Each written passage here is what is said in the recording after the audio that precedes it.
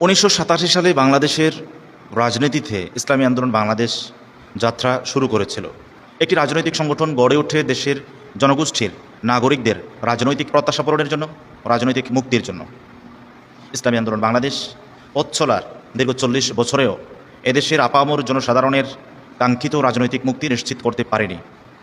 কিন্তু ইসলামী আন্দোলন বাংলাদেশ মাত্র 40 বছরে দেশের গণমানুষের রাজনৈতিক প্রত্যাশা পূরণের মতন উপযুক্ত যে সংগঠন গড়ে উঠেছে, তা ইসলামী আন্দোলন বাংলাদেশের চেয়েও দ্বিগুণ বয়সের অনেক সংগঠন গড়ে তুলতে পারেনি।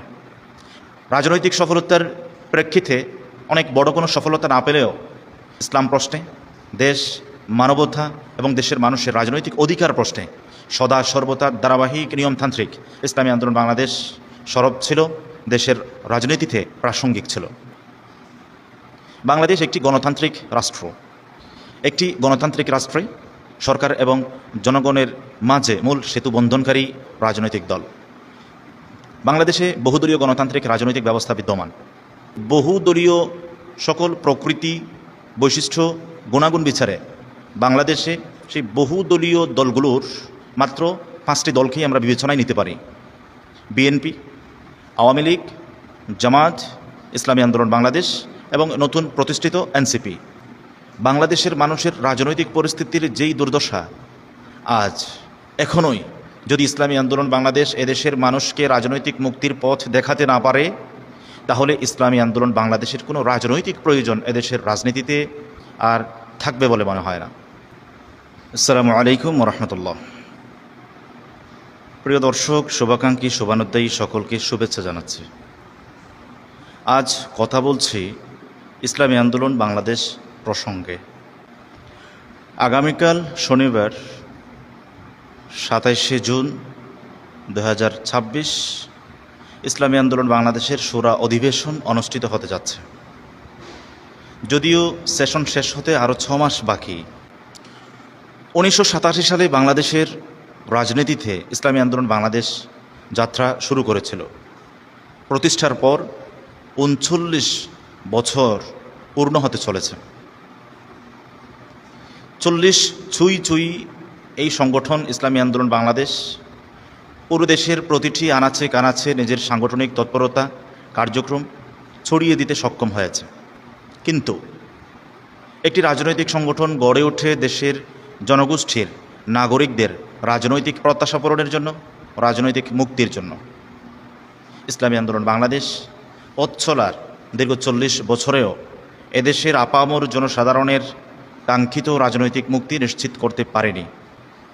কিন্তু ইসলামী আন্দোলন বাংলাদেশ মাত্র 40 বছরে দেশের গণমানুষের রাজনৈতিক প্রত্যাশা পূরণের মতন উপযুক্ত যে সংগঠন গড়ে উঠেছে, তা ইসলামী আন্দোলন বাংলাদেশের চেয়েও দ্বিগুণ বয়সের অনেক সংগঠন গড়ে তুলতে পারেনি।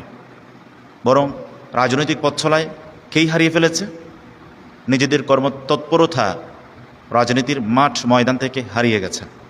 এক্ষেত্রে ইসলামী আন্দোলন বাংলাদেশ ব্যতিক্রম।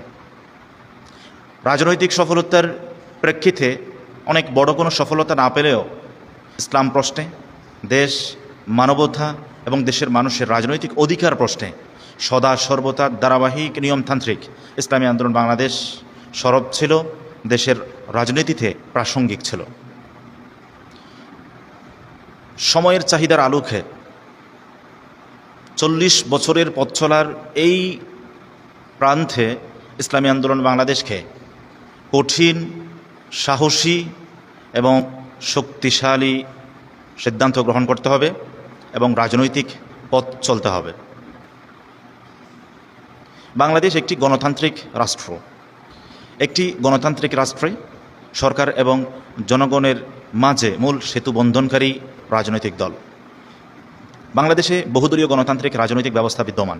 বহুদলীয় সকল প্রকৃতি, বৈশিষ্ট্য, গুণাগুণ বিচারে বাংলাদেশে সেই বহুদলীয় দলগুলোর মাত্র 5টি দলকেই আমরা বিবেচনায় নিতে পারি: বিএনপি, আওয়ামী লীগ, জামাত, ইসলামী আন্দোলন বাংলাদেশ এবং নতুন প্রতিষ্ঠিত এনসিপি।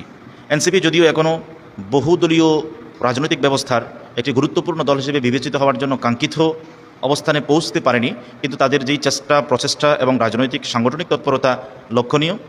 এতে খুব দ্রুতই তারা দেশব্যাপী সংগঠন এবং রাজনীতি চর্চা করবে বলেই আমরা ধারণা রাখতে পারি। কার্যত এখন আওয়ামী লীগ নিষিদ্ধ, কিন্তু তাদের রাজনৈতিক সাংগঠনিক অবস্থা এবং অবস্থানকে আপনি একেবারে না মানতে পারবেন না। কার্যত বাংলাদেশে এই 5টি দলের বাহিরে বহুদলীয় গণতান্ত্রিক রাজনৈতিক ব্যবস্থার সকল প্রকৃতি গুণাগুণ বৈশিষ্ট্য ধারণ করেছে এমন অন্য কোনো সংগঠন আপনি পাবেন না। বড় শক্তিগুলোর ছায়া সংগঠনের মতন অনেক সংগঠন আছে, চাপ সৃষ্টিকারী গোষ্ঠীর মতোই কিছু রাজনৈতিক দল আছে, কিছু প্রান্তিক রাজনৈতিক দল আছে যারা নির্দিষ্ট কোনো লক্ষ্যকে সামনে রেখে শুধুমাত্র রাজনৈতিক তৎপরতার জন্য দল হিসেবে আছে। বাংলাদেশের মানুষের রাজনৈতিক পরিস্থিতির যেই দুর্দশা আজ এখনোই যদি ইসলামী আন্দোলন বাংলাদেশ এদেশের মানুষকে রাজনৈতিক মুক্তির পথ দেখাতে না পারে, তাহলে ইসলামী আন্দোলন বাংলাদেশের কোনো রাজনৈতিক প্রয়োজন এদেশের রাজনীতিতে আর থাকবে বলে মনে হয় না। 2026-এর নির্বাচনে ইসলামী আন্দোলন বাংলাদেশ একটি মাত্র আসন জয়লাভ করেছে। সংগঠনের ইতিহাসে সংসদে ইসলামী আন্দোলন বাংলাদেশ উপস্থিত হতে পেরেছে। বর্তমানে দেশের যে অবস্থা, বিএনপির অনিয়ন্ত্রিত রাজনীতি, নিয়ন্ত্রণহীন সংগঠন ও শৃঙ্খল নেতাকর্মী, অপরদিকে জামাত, যেই দলকে দেশের আপামর জনসাধারণ সার্বজনীনভাবে কখনোই আস্থার জায়গায় নিতে পারেনি, বর্তমানেও তাদের যেই জোড়াতালি দিয়ে হজবরল রাজনৈতিক অবস্থা, এর প্রেক্ষিতে 5 বছর পরে গিয়ে চতুর্দশ জাতীয় সংসদ নির্বাচনে বাংলাদেশের মানুষ চাইবে না বিএনপিকে ক্ষমতায় নিতে, এবং বিএনপির বিপরীতে জামাতকে ক্ষমতায় নিতেও এদেশের মানুষ, বাংলাদেশের জনগণ সন্তোষ রাখবে না।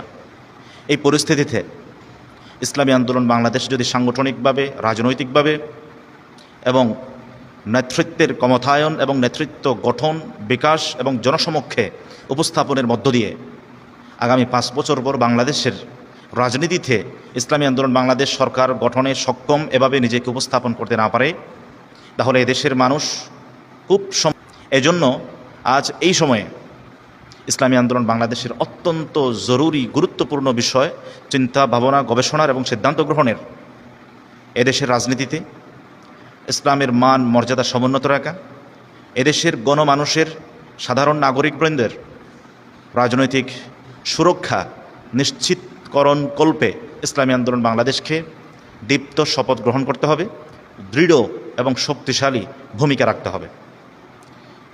প্রিয় দর্শক, শুভাকাঙ্ক্ষী, শুভানুধ্যায়ী, অগ্রজ, অনুজ কেবল ইসলামী আন্দোলন বাংলাদেশের একজন কর্মী হিসেবে না, as a student of political science, বাংলাদেশের রাজনীতিতে এদেশের রাজনৈতিক গতি প্রকৃতি বিশ্লেষণ এবং এদেশের মানুষের কাঙ্ক্ষিত রাজনীতি প্রাপ্তির প্রত্যাশায় যে কোনো রাজনৈতিক দলের বিভিন্ন বিষয়ের আঙ্গিকে ব্যাখ্যা, বিশ্লেষণ, চিন্তা ফিকির করা এবং চিন্তা ভাবনা প্রকাশ করা, বিস্তার করা এটা অত্যাবশ্যকীয়, প্রয়োজনীয় বলে মনে করেই আজকের এই সংক্ষিপ্ত কিছু কথা।